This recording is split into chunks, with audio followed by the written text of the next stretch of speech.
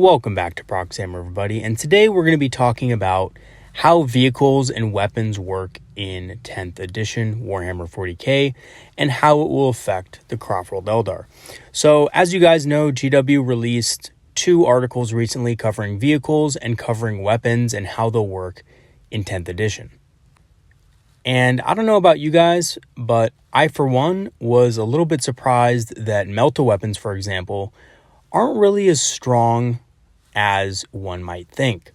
And the fact of the matter is, anti-infantry weapons are even weaker against vehicles in this edition, which I did kind of suspect, I'll be honest, but I really didn't expect even Melta guns to be usually wounding vehicles on 5+. Power Fists as well will also be wounding vehicles on a 5+. Now, here's the thing though. We don't know yet what rules our army is going to have in terms of killing vehicles. Our specialized units like Fire Dragons might be a little different when tackling vehicles. They may get to do something like reroll wounds or something like that, which will be really good.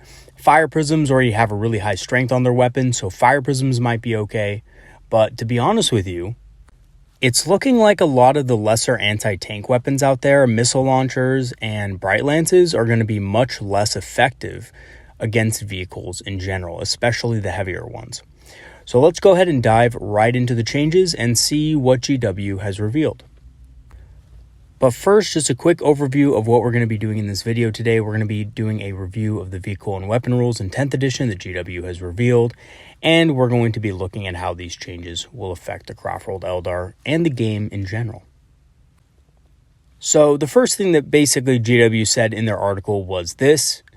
They basically wrapped up how they felt vehicles performed in 9th edition, which, according to them, vehicles evaporated much too quickly. They were destroyed much too quickly. Now, here's the thing about that. I really don't agree with that sentiment in most cases. I think most vehicles that were run by tough armies were also pretty tough against a large majority of weapons out there. And I actually think that the issue didn't lie exactly with their toughness, but with the lethality of the weapons that were going against them, right? I mean, you take a look at armies like Imperial Guard with Born Soldiers. Well, of course, your tanks are going to evaporate when every 6th hit is auto-wounding your vehicles. And honestly, I'm calling out the Craftworld Eldar here as well. It was the same thing with Hail of Doom. And of course, when you're stacking Guide and Doom on top of the Hail of Doom proc, on top of Extreme AP and other buffs, yeah, your Land Raider is going to be evaporated by a unit of Dire Avengers, which doesn't really make much sense if you think about it. And I've said this from the beginning. Army rules like Hail of Doom and Born Soldiers is not healthy for the game. It basically turns every single unit into an anti-everything unit, which shouldn't exist.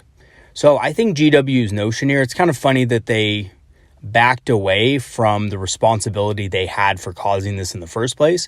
The reason wasn't because tanks weren't tough enough. Let's be honest. It was because you had effects like auto-wounding effects and effects that granted extra AP on 6s to wound. So basically tanks were being shredded faster than they should have been. This was really the main issue. Anti-tank weapons were pretty decent against tanks, but they weren't super exceptional, right? Bright Lances were good, but they weren't amazing against tanks. At least in my experience, most of the tougher tanks in the game, especially late into the 9th edition, were toughness 9.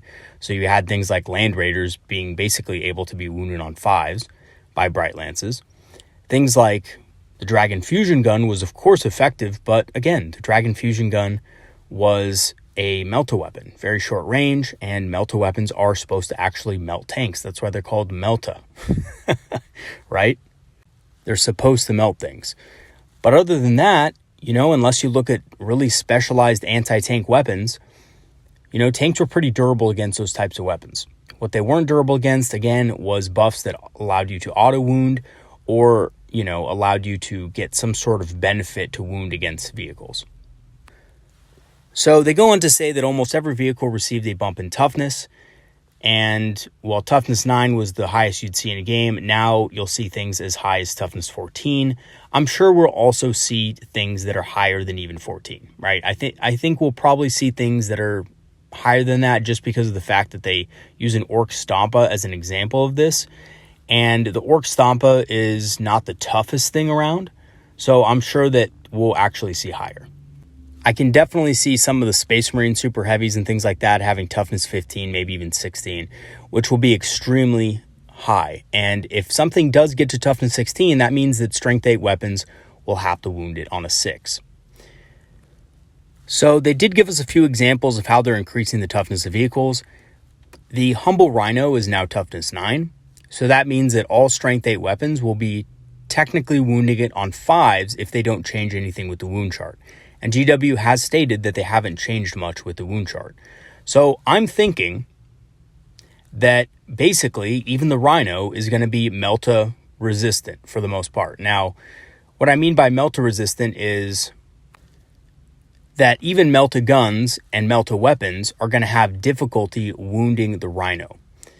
Now, I will go into Melta weapons because they did mention Melta weapons later in the video, so we will go over that. But, even the Rhino here, looking pretty tough. 10 wounds with toughness 9.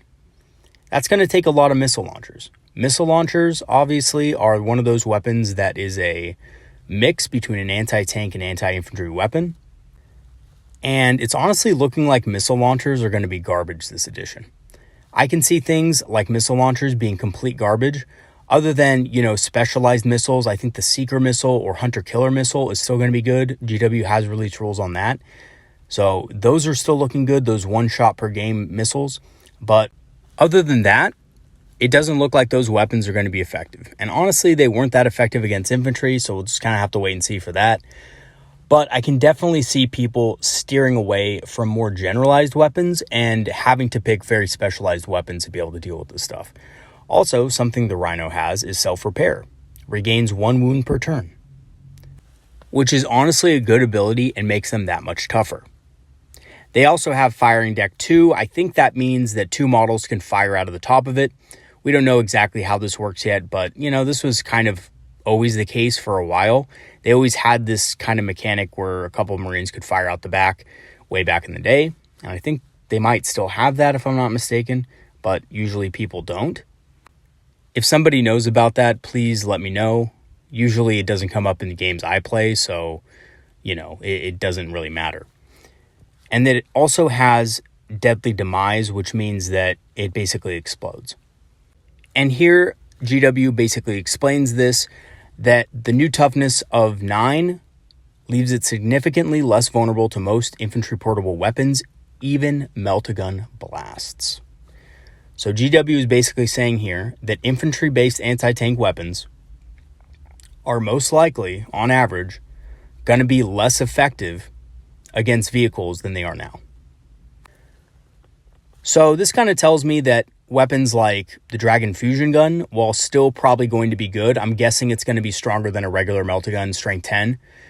That's still going to struggle against a lot of tanks without the proper rerolls. And again, Fire Dragons might get some sort of buff. They might get to just reroll all wounds against vehicle targets. I don't know, to be honest with you. It just really depends how the rules shake out. But I previously stated that Fire Dragons were going to be this insane unit that just was able to pop any tank. I don't know yet about that now. It's kind of left in the dark a little bit. I think they're still going to be good against a lot of vehicles out there, especially things like Rhinos, especially things like Land Speeders, and maybe even slightly heavier tanks with the right Exarch powers. But I'm not quite 100% on it anymore, and I think we're just going to have to wait and see how their data sheet shakes out. Now, obviously, I'll probably still take them. I still think they're a pretty good unit, even if they're wounding things like Rhinos on 4+ and other things on 5+. I think with the right Exarch powers, they could easily be a really good anti-tank unit, especially if they're priced at a decent price point. And the reason why I say this is because if they are actually strength 10, because, going by the trends, Dragon Fusion guns are 1 strength more now than regular Meltaguns, they will be strength 10. And that means things like the Storm Speeder will be wounded on 3s, which is pretty good. And things like the Gladiator, which is like a Predator, will be wounded on 4+. And that's not bad. right? Wounding a Predator on a 4+, in my opinion, isn't a bad thing.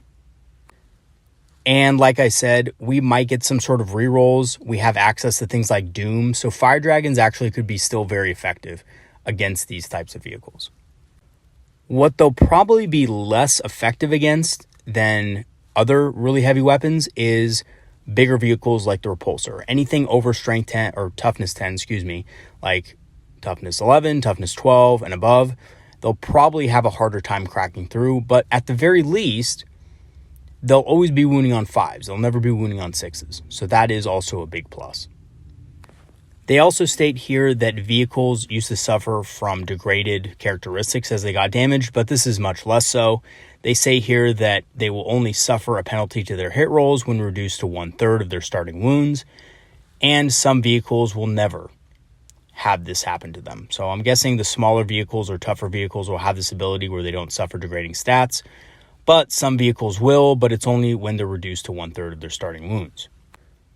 So I'm guessing this is going to be a minor debuff, something like -1 to hit. It's not going to be that big of a deal. And honestly, I'm glad to see degrading wounds go because it was a part of the game that really was hard to keep track of. And you guys know this if you've ever played a game, right? If you're counting wounds on several vehicles in your army, that can be a little annoying to keep up with. Now, to be honest with you, in an Eldar army, most of the time, if you leave your vehicle out in the open, it's going to die, right? It's not going to degrade. It's just going to be dead most of the time. And to be honest with you, if you are using your wave serpents and things like that in an aggressive way, you don't really care much about degrading stats in general, in my opinion, and in my experience at least. But this did kind of bog down the game, I feel, and I'm glad that they're changing this just a little bit. But how exactly do vehicles interact with weapons? So according to the article, weapons now have classifications instead of categories like they did before. So weapons will have abilities like heavy, rapid fire, assault, and so on. Probably there's going to be more for specific armies, but we'll just have to wait and see on which ones those are. I know there's also a few of them that they've mentioned as well later in the article, so we'll go over that when we go over it. But for example, if you look at the bolt rifle, it has both the assault and heavy abilities, and that gives it extra bonuses when it does certain things on the battlefield. So looking at the datasheet they provided us with, weapons with the assault keyword can advance and shoot. It doesn't look like there's a penalty to this, but we don't know the core rules yet, so we really can't say that for sure. Maybe in the core rules they do have a penalty for this, but we just don't know yet. Weapons with the heavy keyword can stand still and get +1 to hit, which I think is really interesting and honestly could make things like Dark Reapers a viable unit again. And this is kind of something I've been saying for a little bit on this channel, that Dark Reapers might make a resurgence. I think based on the changes so far, they just might, but we'll have to just wait and see on that as well. But this is looking good for certain units in the Eldar army already. Bolt guns also look to be a more versatile weapon if you look at just bolt guns and Space Marines, but they don't have any other special rules. So they're kind of like that catch-all gun that they're supposed to be. They can work in a variety of different situations. So I actually think that's pretty cool. I think that's probably where it should be, right? If Marines stand still, they can get a bonus to hit.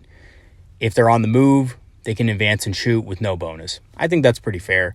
They now all have 2 attacks per piece, though, at all times. Rapid fire disappeared for this weapon. So rapid fire means something different now, and it doesn't look to be on the bolt rifle. It might be on the bolt gun, but we don't know yet. The bolt gun might have just been converted to a bolt rifle in general. And here they basically state that weapons are much more specialized. Anti-infantry weapons are going to be really good with dealing with infantry, and anti-tank weapons are going to be much better against tanks, but not vice versa, which is good. This is kind of how it was in past editions where, if you had a strength 4 weapon or a strength 5 weapon, there was no way you could wound something that was toughness 12, right? And basically this meant that some tanks were unkillable to small arms fire. However, even now, tanks can still be wounded by small arms fire. They just won't be as likely, right? You're not going to be killing tanks with small arms fire. You may just pling off a few wounds here and there. They also go over the melter rifle, which they said gains a bump of strength, and the Melter rule to boost its damage at short range. And they also mentioned that the Hammerhead is going to get strength 20, which honestly doesn't surprise me. It's a really high strength as is. And strength 20 doesn't scream OP to me at all, considering the increased toughness of most vehicles. They also give us a datasheet example of a Space Marine with a Melta rifle. So the Melta rifle is a heavy category, and it has Melta 2, which means it gets a bonus of 2 damage when within half range.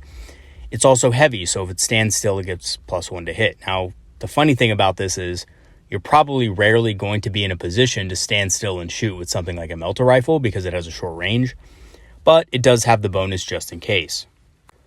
So like I said before, if the wound chart stays the same, then most vehicles will still be wounded on a 5+. So most Meltas won't be wounding as easily as they did before.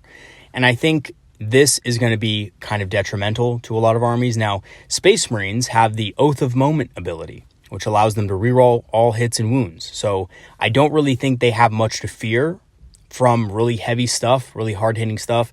Eldar might have something like Guide and Doom still, which I honestly don't see them taking away. So we might also have a pretty good answer to melting hard targets, which we should, as Eldar, we always have. But other armies might not, especially combat-based armies. And we'll talk about that in just a second. They also talk about this new ability called Devastating Wounds, which allows you to score a mortal wound on a critical wound.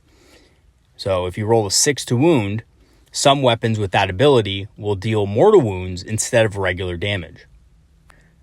They give us an example of that on the Assault Cannon, which has Devastating Wounds. So it has 6 attacks. Every 6 to wound that you score, instead of dealing normal damage, which would be at AP 0, instead you deal a mortal wound, which I'm assuming ignores armor and invul saves.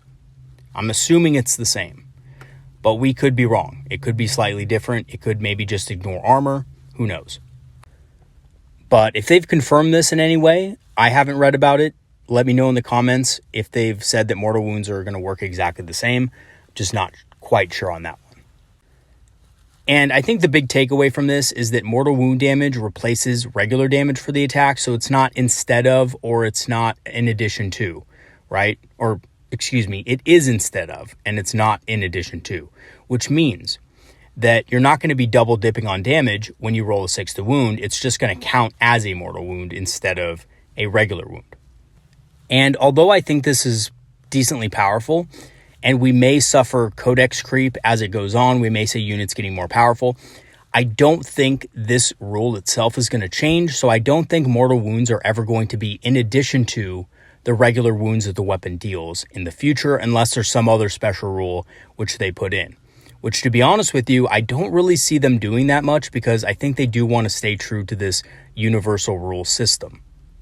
And basically what this means is that mortal wounds, while still very good, are not going to have the role they had in this edition, hopefully. I'm really hoping that they don't go crazy on mortal wounds again, because we all know that mortal wound spam was kind of unhealthy for the game. And I'm glad they've toned this down a little bit. It's still in the game, but it's in the game in a lesser way that instead of, being an addition to, it replaces it. And by the way, same thing for Craftworld Eldar, right? Things like Mandiblasters did mortal wound damage in addition to their normal damage, and things could get a little bit insane. Now, obviously, Mandiblasters is probably going to change. Instead of mortal wounds, it might be something else.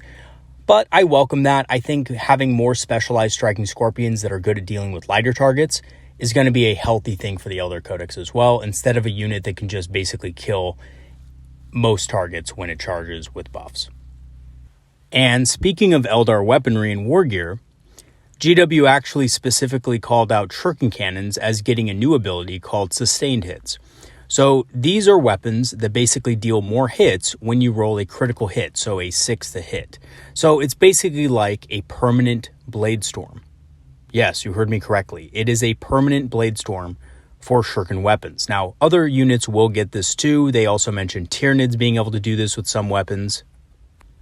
But they did give us an example of what the shuriken cannon is going to look like. Now, the interesting thing about this is that the shuriken cannon lost the shuriken special rule, which is less AP. So it's not going to get as much AP on 6s to wound anymore, but it's going to get an additional hit for every 6 to hit. Now, I don't exactly know the math on this, so If anybody out there is really savvy with math and can do the math crunching for me to find out how effective this is when compared to the old rule against infantry targets, I would be really interested to know that. If not, though, no big deal. I don't know exactly how it matches up, but I think, if I'm not mistaken, it's a little bit stronger against infantry targets, and it's a little weaker against heavy tank targets. I think. That's basically just what I'm thinking just out loud. But if you look at the Shuriken Cannon also, it also has the ignores cover ability. Holy shit. So now Shuriken weapons, if this is correct, and if this is applied to every single other Shuriken weapon, which I think it is, I think most Shuriken weapons are going to get the ignores cover and sustained hits ability. I think we're going to get a situation, guys, where Shuriken weapons are basically the master weapons at dealing with infantry, which is awesome. That means our Shuriken weaponry is going to be very specialized at being able to eliminate certain targets, especially targets in cover. I mean, guys, this is basically like masterful shots, but for all of our Shuriken weapons. This is actually a massive boost. Now, obviously, we don't know how cover works. Cover could be completely nerfed to the ground, and this might not be that big of a deal, but it could also be pretty strong, and this would be a big deal. So I actually really like this change, and I think, obviously some players are going to be a little upset that Hail of Doom is going away and that the extra AP is going away. Shuriken weapons aren't a kill-all type of weapon now. They're not going to be able to deal with super heavy targets and stuff like that. But I actually think this is a very fair and balanced change. I think not only does it fit with the lore of the Shuriken weaponry, which states that Shuriken weapons are, basically a fuselage of projectiles. So you have thousands of these things being fired off in a matter of seconds. And each of the projectiles in and of itself is not that dangerous. But what they're good at is finding chinks in the opponent's armor that they can slice through and then get to, major arteries and things like that. That's how they do their killing.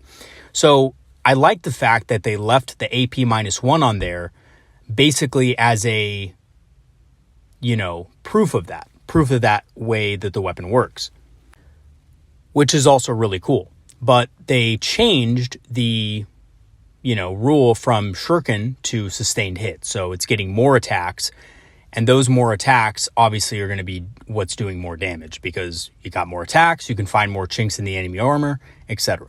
So I actually think, again, this is a good change. Some people might be upset about it because, it makes Shuriken weapons weaker against certain targets, but it makes them stronger against other targets, and I'm perfectly okay with that. In fact, I think it's really healthy for the internal balance of the codex.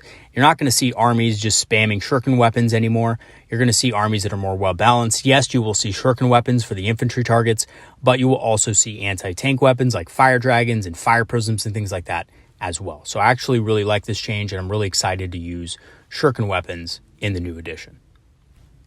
And now we come to the next special rule that weapons have, and that is twin-linked. So twin-linked, unfortunately, is back.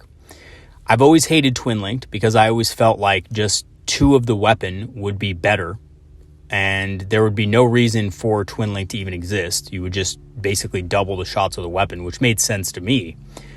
But unfortunately, twin-linked is back, and now instead of being able to have double the amount of attacks, you just get to reroll the wound, which doesn't interact well with things like Doom and doesn't interact with other effects. Now, obviously, I understand they're trying to tone down the lethality of the game, but this makes it so much worse than before that I have to admit, it seems a little bit odd that they would make this change.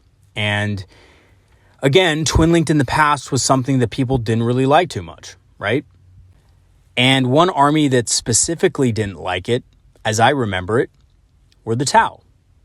The Tau hated twin-linked, because basically they would always rather have more shots, and by the way, having more shots is always better than re-rolling the wound. And Tau just hated it, basically, because all of their weapon platforms and all their crisis battle suits and stuff, if you wanted to give 2 plasma rifles on them, it just became twin-linked, which sucked. So this is one of those things that I think actually could tone down certain units, but in a way that isn't really good, isn't really healthy for the game, I feel. Now, the reason why I think this is because I think some armies that can take multiple weapons on things is actually a good thing. I think this incentivizes having specialized units that can deal with certain targets. But you're not really going to see this anymore. For example, on a Tau battlesuit, you're probably going to see Tau players taking 3 different types of weapons instead of doubling up on just one weapon. So again, I think that that's going to be a little awkward, and it's also going to mean that people are going to try to stay away from twin linked if possible, because rerolling your wound versus double attacks is just not that cost effective, and it doesn't interact well with buffs. So I really don't like this change overall, and the example that they gave us was that of the Space Marines in these power gauntlets. I can't remember what they're called. I think they're called, I want to say they're called heavy intercessors, but I may be wrong on that.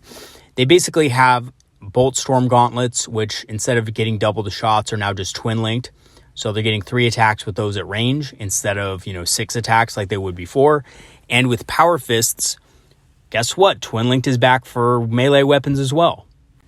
And that just means that they're rerolling the wounds. So a twin linked power fist is getting only 3 attacks at weapon skill 4, strength 8, AP -2, damage 2, which by the way, the AP of the power fist also got reduced. So guys, power fists aren't really looking that hot right now. They're not really looking that strong. I'm looking at that profile and I'm thinking to myself, man, that is just not a lot of attacks, right? So if you have 3 of these guys in a unit, the heavy intercessors, and you're charging into an enemy unit, you're only getting 9 attacks hitting on 4s with AP -2. Most opponents will get a 3 or a 5+ armor save against that from a 3+. So that's really not that great. That means these guys might not actually be that good, which is a real shame because I think units like this in the Space Marine Codex are actually kind of cool. Although I don't really like Marines in general, I think this one looks kind of neat, right? With the dual power fists and the bolt guns attached. I think that's it's a cool design. So units like this are looking to be kind of on the weaker side because their melee output is just not great. And I'm seeing a trend towards weapons like power fists not being as effective against every type of unit like they were before. I mean, in this edition and last edition, and basically every single edition before this, power fists were actually pretty good at cracking through vehicle armor. They had a high strength and they had a lot of AP. So if they were hitting an average tank of, maybe toughness 7 and a 3+ save, they could do a lot of damage to it. Now, obviously the heaviest vehicles would be harder to wound, which makes sense, but power fists would be able to get through a lot of stuff. And now they just can't. Most vehicles are going to be wounding on 5s with only -2 AP on their weapons. That's just not really that good. So if you had a squad of 3 of these guys charging into a Wave Serpent, for example, that Wave Serpent is most likely going to survive because they need 4s to hit on top of whatever else we put on the Wave Serpent, maybe to make it harder to hit or something like that. And then they have to have 5s to wound, and then we get a 5+ armor save against it. That's going to really suck for that Space Marine unit. So yeah, I don't think power fists are going to be that powerful. And one of the reasons why is because when they're twin linked like this, you should think they would get more attacks, but they're just rerolling the wounds. So they're really not going to make that much of a difference. And even rerolling 5s, I mean, that's great, but it's still not that good against heavier targets. And if this trend continues, I can actually see tanks being used more as roadblocks than ever before. So Wave Serpents and things like that being thrown in the way of assault units to stop them from getting to a certain place in the board. As it is now, you're basically guaranteed to lose that model with just 1 unit charging in. So a squad of Terminators charges into your Wave Serpent with Thunderhammers. Your Wave Serpent, as of now, is probably going to die, most likely. Just because of the fact that they're wounding on 3s and it's at -2 AP, so it's pretty strong, right? And 3 damage. I think Thunderhammers have 3 damage, so that's pretty insane. Your Wave Serpent or Falcon or whatever is probably going to die to a big unit of Terminators. But now, I just don't know. I think with the new changes, you could be pretty sure that that Wave Serpent will probably survive, right? So that makes models like Wave Serpents really good roadblocks.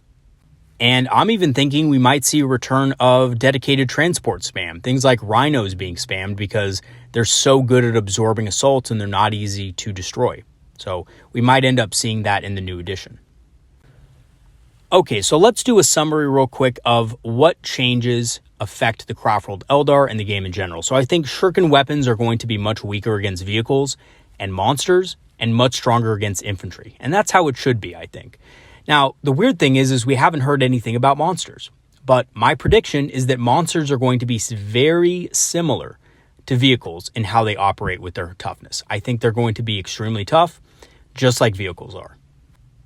And that would make sense because in this edition, monsters are pretty much on almost equal footing with vehicles as far as their toughness value goes. A little bit less, but not by much. So I think that trend is going to stay the same. Strong anti-large weapons as well are going to be a must include. So things like D cannons, prism cannons from the fire prism, fire dragons are going to be units that you absolutely need to have in every single list. There is no longer going to exist a list that doesn't include something like this and that is successful. Now, I've always had the philosophy, even in this edition, that you should have strong anti-tank elements in your list. I've always said this because you need target elimination sometimes to be able to control a part of the board, score on an objective that turn, or something like that. You do need something in your army to be able to deal with these threats as they come in one turn of play. Now, Hail of Doom armies can do this because they just basically kill everything anyway, but in other lists, you might need some anti-tank support. However, in 10th edition, this is not going to just be an option, but a necessity. You are going to need to build strong anti-tank into your list, or you're just not going to be able to kill tanks.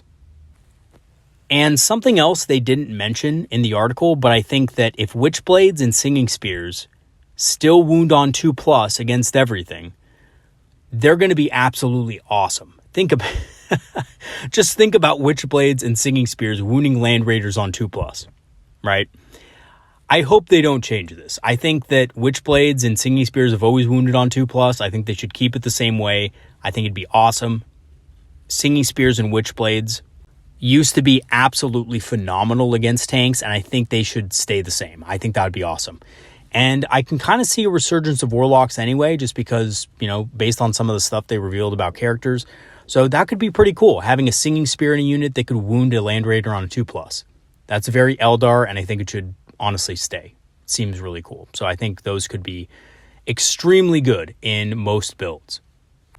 And also, with the new heavy trait, Dark Reapers can stand still and still shoot, which I think is really good. I think actually Dark Reapers could make a comeback in this edition as well. So they could obviously move and shoot without penalty, or they can stand still and get +1 to, their hit rolls when they shoot. So that's really cool. I think Dark Reapers could possibly make a comeback. And again, Dark Reapers are one of those units I felt that throughout 9th edition was very bad overall. Just did very little damage and cost a lot of points for what they did. So I think GW might remedy that in this edition.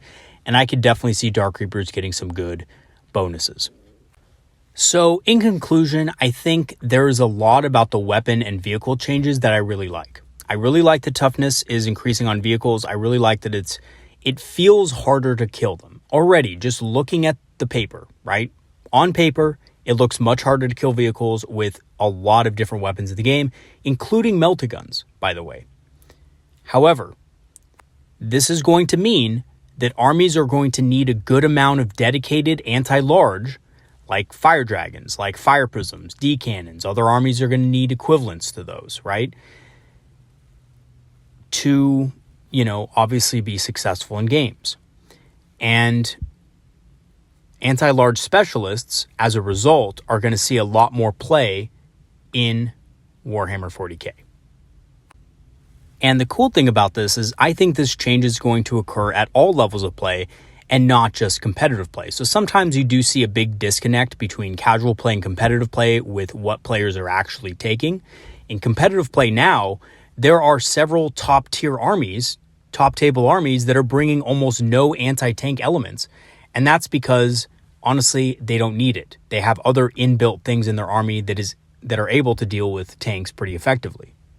So they're not really bringing units that have dedicated anti-tank qualities.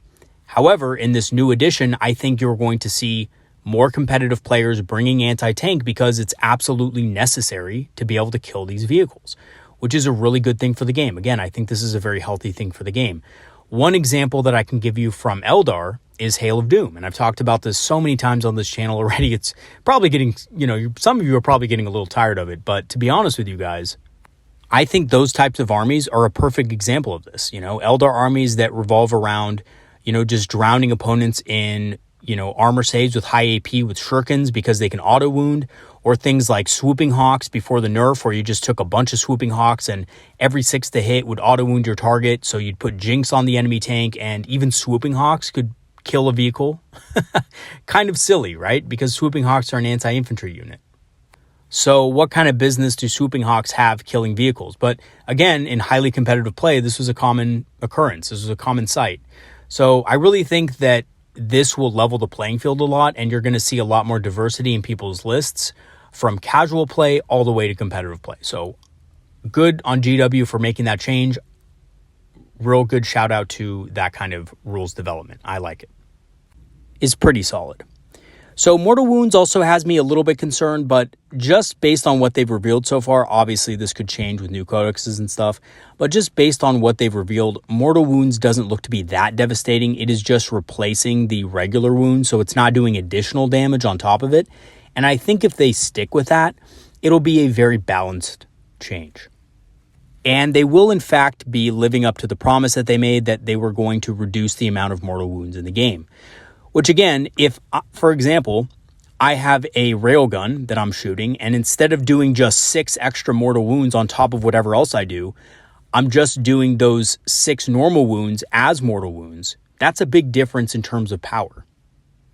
And again, we are going to have to wait and see how that shakes out and how the rules shake out and how all the units work and stuff like that and how the weapon profiles work. Again, there's going to be a lot of analysis on this, but just at its offset, just looking at the example they gave us of the assault cannon, to be honest with you guys, that doesn't seem that OP to me, right? One single wound, which you're probably only going to roll 1/6 on an assault cannon if you're shooting it and you're rolling a critical wound on it. That one single wound being able to ignore armor, I don't think is that big of a deal, right? And an invul save. So, if you're shooting at an infantry unit, assault cannons are really good against what types of targets? Well, they're good against light infantry, right? So if you're shooting at a unit of Eldar, for example, with an assault cannon, right, and you have 6 shots, 4 of them are going to hit, and probably all 4 are going to wound, but, you have only a 50% chance of getting a mortal wound for that. So you're still going to be able to get your armor save, and only one of those is going to be able to ignore your armor and invul. I don't think that's that big of a deal, guys, really. And also, assault cannons just don't look to be that good against heavy targets. It doesn't have any AP value, so I don't see it being that good against Space Marines and stuff like that. It doesn't ignore cover, so units can hide in cover and get bonuses. And it only has damage 1, so it's not really going to be that effective against heavier infantry and stuff like that. It's mostly going to be, in my opinion, a light infantry weapon. So that's where I honestly think it should stay. And that extra mortal wound that it's doing instead of normal damage is not going to be that big of a deal in the grand scheme of things. Alrighty, everybody, that's going to be it for today's video. Thanks for watching. I thought I'd give you my thoughts and impressions on the vehicle and weapon changes. I will update you guys with future videos on additional updates to GW reveals. That will be coming in the next week or so. I think they're going to have a reveal soon on allies and how they work. So once that's revealed, we'll kind of talk about that. And yeah, thank you so much, by the way, to all of my patrons and supporters. Thank you so much for all the help that you've given me so far in supporting the channel. And if anyone does want to become a patron or support the channel, I'm going to leave my Patreon and PayPal links in the description for you guys. And thank you again so much for all of those who have supported this channel so far. I also have a YouTube membership option for those of you who want to support the channel that way. So go ahead and check it out if you want. There are emojis that are associated with that basically just go by your name, that signify your rank as a member. And that's just based on the amount of time you've been a member. So check it out if you want. It's pretty cool. I'm going to be improving and adding to that within the couple of months that follow. All right, everybody, have a great weekend filled with great and fun games. I hope to see you guys in the next video. Have a good one, everybody. Peace out.